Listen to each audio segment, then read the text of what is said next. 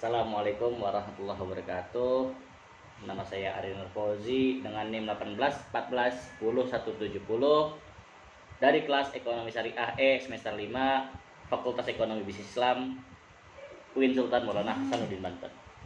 Nah, pada kali ini saya akan menjawab soal ujian akhir semester mata kuliah Pasar Modal Syariah. Yang pertama adalah memaparkan kondisi perkembangan pasar modal syariah di Indonesia dalam masa pandemi COVID-19 pada tahun 2020 dan menyebutkan sumbernya. Nah, pasar modal syariah di Indonesia mengalami perkembangan yang sangat bagus. Dilansir dari CNBC Indonesia bahwa total pengumpulan dana pasar modal syariah tercatat lebih dari 77 triliun di tengah kondisi pandemi yang menghantam banyak sektor. Meski pandemi masih terjadi, namun tak menyurutkan permintaan dan penawaran di pasar modal syariah di Indonesia.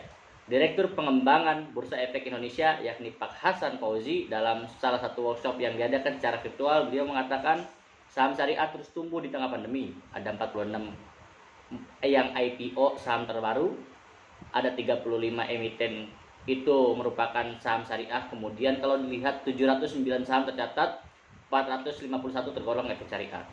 Nah, perkembangan pasar modal syariah di Indonesia juga tidak terlepas dari peran pemuda Muslim di Indonesia dalam mensiarkan dan mengedukasi tentang pentingnya investasi di pasar modal syariah ke kaum milenials.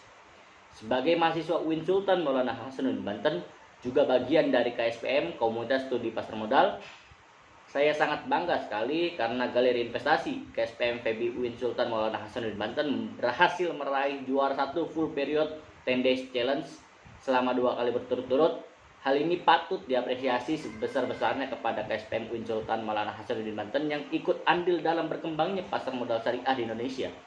Dilansir dari yuknabungsaham.idex.co.id, 10 Days Challenge 2020 adalah kelanjutan dari program 10 Days Challenge 2019 yang telah berlangsung dari bulan Mei hingga November 2019 dengan keikutsertaan dari 186 galeri investasi serta bekerjasama dengan 18 anggota bursa mitra Galeri Investasi BEI, KSPM, dan KSEI.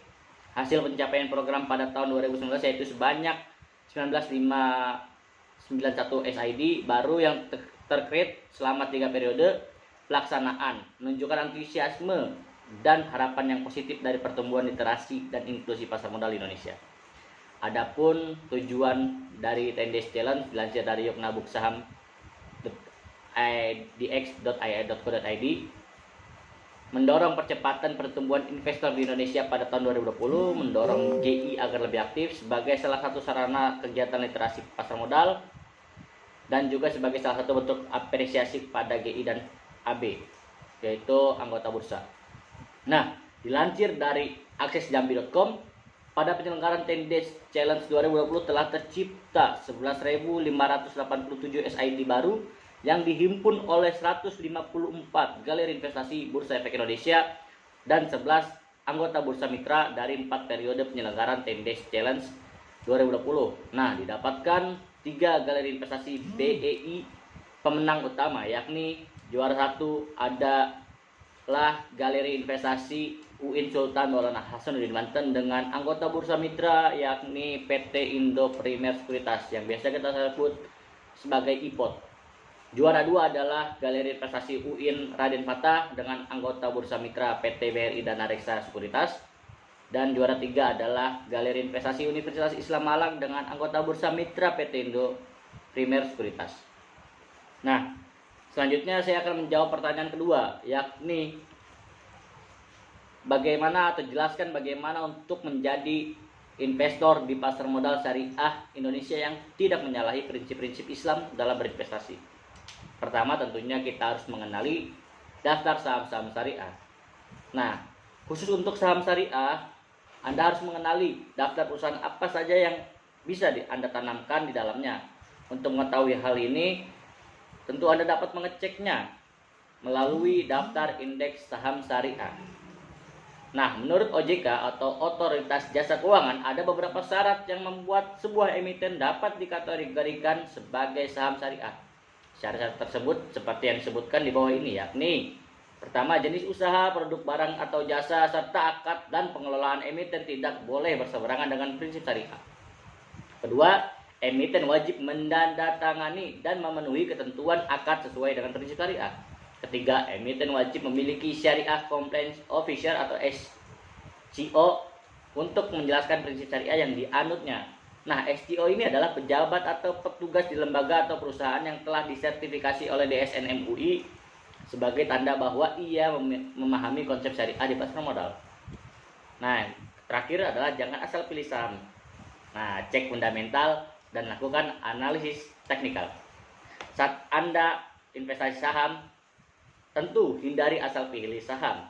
Lakukan strategi sederhana yaitu melihat fundamental saham yang Anda akan beli dan melakukan analisis teknikal. Melihat performa saham itu mudah. Anda bisa cek langsung melalui menu ringkasan performa perusahaan tercatat website IDX, atau pastikan saham tersebut memiliki kinerja yang baik seperti tergolong saham dengan kapitalisasi pasar yang besar dan memiliki prospek bisnis yang cemerlang. Untuk melakukan hal ini, Anda bisa menambah pengetahuan tentang saham dengan mengikuti Sekolah Pasar Modal Saham Syariah gratis yang sering diadakan oleh Bursa Efek Indonesia, tentunya dengan berkolaborasi dengan KSPM atau Komunitas Studi Pasar Modal. Hingga jangan malas untuk menambah ilmu dengan membaca berita-berita finansial dan buku-buku investasi. Mungkin itu yang dapat saya jawab atau saya sampaikan. Terima kasih. Assalamualaikum warahmatullahi wabarakatuh.